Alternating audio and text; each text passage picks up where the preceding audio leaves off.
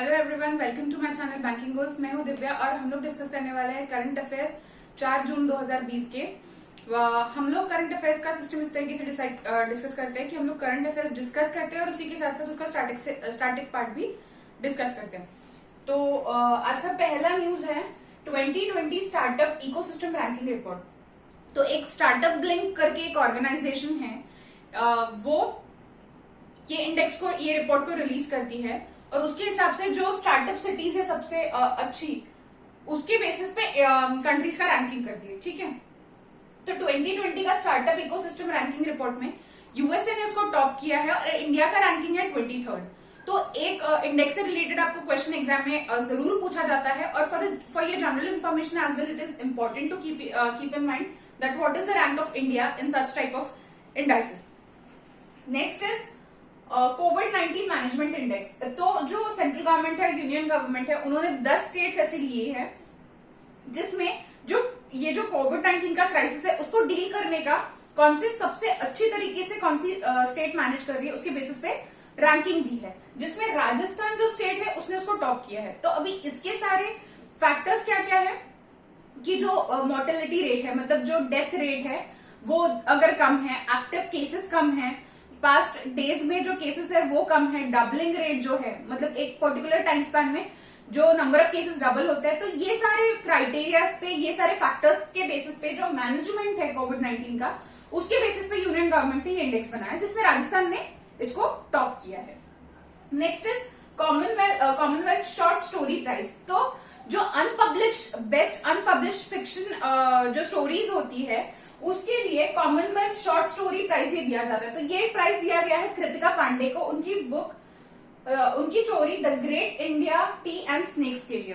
ठीक है, तो इंपॉर्टेंट पॉइंट्स इसमें ये है किसको दिया गया है, तो कृतिका पांडे को दिया गया है। कौन से इसके लिए दिया है, तो great India T and snacks के लिए दिया है, स्नेक्स के लिए दिया है, और commonwealth story short story prize है।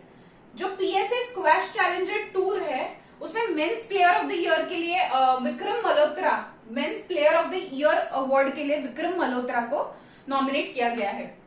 तो जो पीएसए स्क्वैश खेलने के लिए जो उनका चैलेंजर टूर होता है उसमें player of the year award के लिए मेंस कैटेगरी में विक्रम मल्होत्रा को नॉमिनेट किया गया है। केरला ने एक नया प्रोजेक्ट लॉन्च किया है जिसका नाम है KFON मतलब Kerala fibre optic network.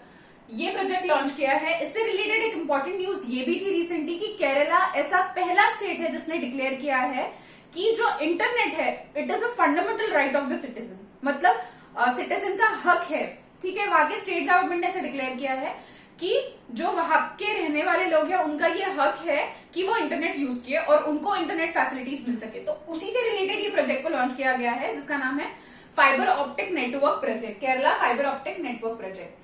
Next news is जो कोलकाता है उसको गवर्नमेंट ने कोलकाता पोर्ट ट्रस्ट जो है उसको श्यामा प्रसाद मुखर्जी पोर्ट ट्रस्ट का नाम दे दिया गया है, मतलब रीनेमिंग हुआ है कोलकाता पोर्ट ट्रस्ट का श्यामा प्रसाद मुखर्जी पोर्ट ट्रस्ट के नाम से।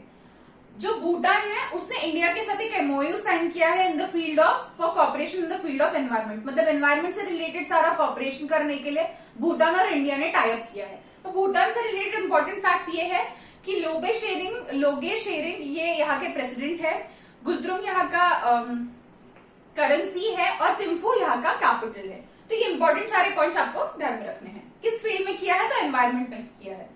जो CII है मतलब कॉन्फेडरेशन ऑफ इंडियन इंडस्ट्री, उसका 2020-21, ठीक है, द ईयर 2020-21 के जो प्रेसिडेंट है उदय कोटक जी को नियुक्त किया गया है। तो CII के प्रेसिडेंट कौन है फिलहाल ये साल में 2020-21 में उदय कोटक है। ठीक है, जो नेशनल फर्टिलाइजर्स लिमिटेड है ये नेशनल ऑर्गेनाइजेशन है, इसके जो चेयरमैन और MD है, एडिशनल चेयरमैन और MD किसको नियुक्त किया गया है, वीरेंद्र नाथ दत्त जी को नेशनल फर्टिलाइजर्स लिमिटेड के CMD बनाया गया है। तो ये अपॉइंटमेंट से रिलेटेड इस पे भी एक मार्क है। जो हम लोग करंट अफेयर्स कवर करते हैं उससे रिलेटेड हम लोग स्टैटिक फैक्ट्स भी इसलिए देखते हैं कि अगर डायरेक्ट न्यूज नहीं पूछी जाए तो भी स्टैटिक फैक्ट्स से रिलेटेड न्यूज पूछी जा सकती है, क्वेश्चन पूछा जा सकता है। और जो अपॉइंटमेंट्स है, ऑबिचुरीज है, बुक्स एंड ऑथर है, प्राइजेस है, अवार्ड्स है, उसके बाद जो स्पोर्ट्स इवेंट्स है, वेन्यूज है जो स्पोर्ट्स इवेंट से रिलेटेड, इससे सबसे रिलेटेड एक एक मार्क का क्वेश्चन जरूर पूछा जाता है एग्जाम में। तो हमारे लिए इंपॉर्टेंट है कि हम ओवरऑल सारी न्यूज भी स्टडी करें। तो thank you so much for watching the video guys. मेरे वीडियो को जरूर लाइक करें, चैनल को सब्सक्राइब करें, ज्यादा से ज्यादा शेयर करें, and thank you so much.